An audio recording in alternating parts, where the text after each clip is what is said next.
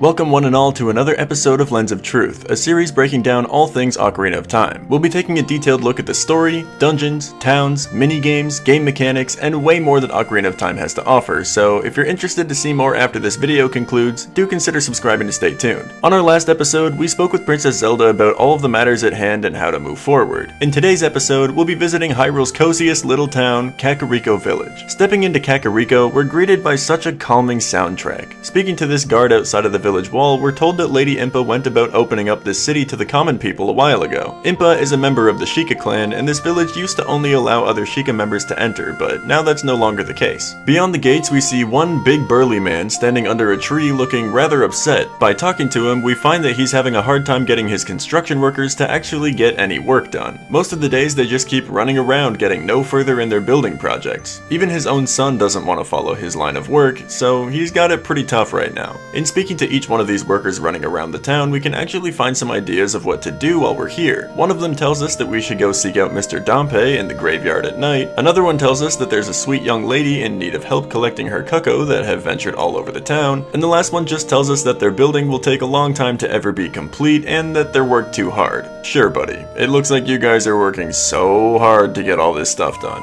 Anyway, since we're told to visit the graveyard at night to see Mr. Dompe, why don't we start by helping this lady with her cuckoos first? Apparently she's got a health condition that's keeping her from touching her own cuckoos, so we'll have to help collect them all in this fenced area behind her. These jumpy chickens can be found all over town. Some can just be picked up, others can be flown to while holding another one of them, and some are hiding, or perhaps trapped within these big wooden crates. But once we've collected all 7 of them, we're awarded a bottle for our trouble. Bottles in this game can hold many things, so while we don't really have a need for it at the moment, it will certainly come in handy down the line. Since we've got some time to kill before nighttime strikes, why don't we check out all the other buildings in town? Just down the way, we have a house that is actually rather off-putting. It looks as though no one's lived here for quite some time, but as soon as we venture in, we find that that is definitely not the case. The family that lived here, for whatever reason, was struck with the spider's curse, turning them all into Skulltulas. Apparently, if all spiders of the curse are killed, their curse will be broken, and of course, these curse spiders they're speaking of are the golden Skulltulas we've already found a few of inside of the Great Deku Tree. He ends our conversation by telling us that he will make us very rich if we're able to take out each one of these golden Skulltulas, so if your moral compass wasn't enough to convince you to do it, now we've got real incentive. Moving up the staircase next to this house, we're greeted by a guard standing outside of what he tells us is Impa's old house. She doesn't live there anymore because she lives in the castle, and apparently nobody actually lives here, so we're just able to walk inside and check it out. And yeah, it's just a house. I mean, there is one thing of note in the way that this cow is still locked in here with a piece of a heart despite nobody living here anymore. And then there's also this random guy in here that puts us down for entering a house that doesn't belong to us when he's almost definitely done the exact same thing. The only other stuff he has to say is about the chicken lady needing help collecting her chickens, so without anything else of note, we can just leave this guy to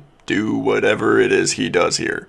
The next house we can check is home to a nice lady who tells us how happy she is that she's able to live here in the village now. She even offers us some of the stew she's making while we're around. She must really like it here. Moving up the hill of Kakariko Village, we've got a shop that's still under construction that we're not supposed to be walking into, and another more interesting house. When we knock on the door here, we're told that this person's child is away, probably hanging out at the graveyard again, as they usually do. How odd. Maybe this would be worth checking out the graveyard before night strikes after all. First thing we see here is a sign pointing out the times where Dompe's heart-pounding grave-digging tour is set to take place every night. And the next is a huge stone tablet explaining that this graveyard holds the souls of those who swore fealty to the royal family of Hyrule and that the Sheikah will watch over them in their eternal slumber. Checking in on Dompe's little house doesn't yield much result, as he just tells us that he's trying to sleep during the day so he can hold his grave-digging tour at night. So let's just try to find the kid we came here to— oh! He's just out in the open. There's nothing very special here. This kid explains that he can't go on the grave digging tour because he's too young, so he just plays pretend as Dompe all day every day. Looking closely at the graves, it seems like there are dragging marks behind them, and sure enough, we can grab onto them to try to pull them back. As soon as we do though, this kid threatens to tattle to Dompe that we've been screwing with the gravestones, so I guess it's best we try this again when we come back at night. Leaving town to mess around for a while and pass the time, we come back into town and suddenly there's a new face sitting under this tree. He doesn't introduce himself at all, he just tells us that people are disgusting, his own father and mother are disgusting, and that we must be disgusting then as well.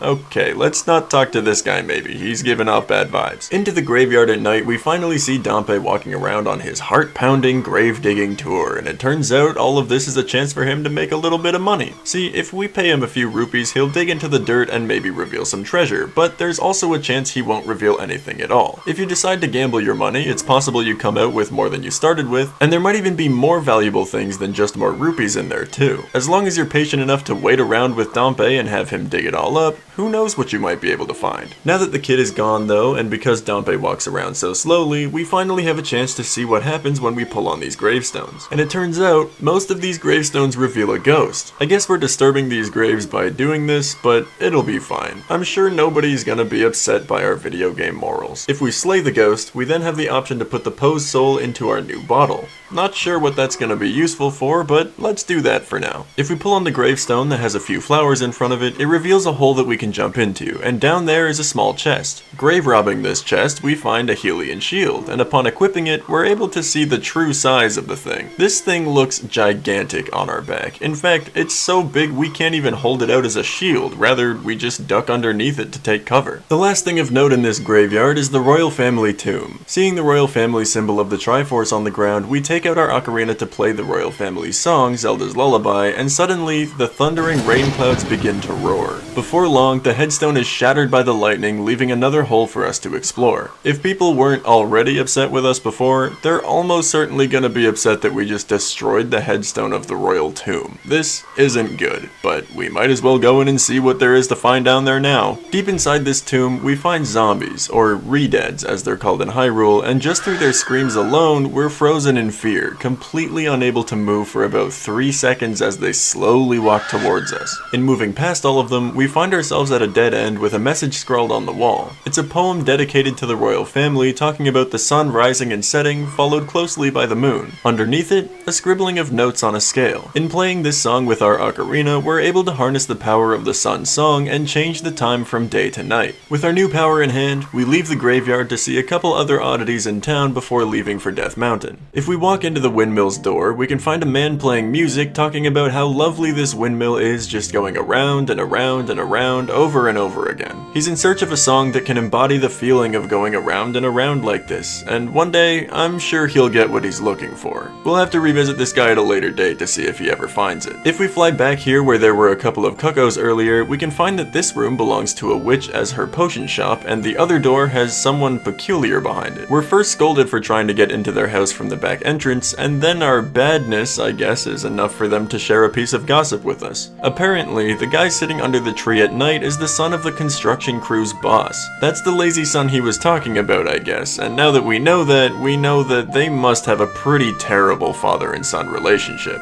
It's kind of sad, to be honest. With nothing left to do, we head towards Death Mountain's gate at the top of town, and we're told that we aren't allowed to cross it. Showing this guard our handwritten note from the princess changes his mind though, as silly as he thinks it is to have such a young boy walking up to the mountain of the Goron city. As he opens the gate though, he also tells us about the happy mask salesman in Hyrule Castletown, telling us that his son really wants a mask of a popular character, but he's unable to leave his post to go get it himself. We're definitely gonna have to come back to that happy mask shop at some point, but right now, we've got a world to save, so it's off to the top of Death Mountain for us. Thank you everybody for watching this video. I really love Kakariko Village because it's just so chill here. There are a few things to do, a few new items and songs to obtain, and there's even the start of one of my favorite side quests in the game in the form of the Happy Mask Shop. If you want to see the last entry of this series on Ocarina of Time, or the entire playlist of videos I've done for the series so far, they'll be on screen now.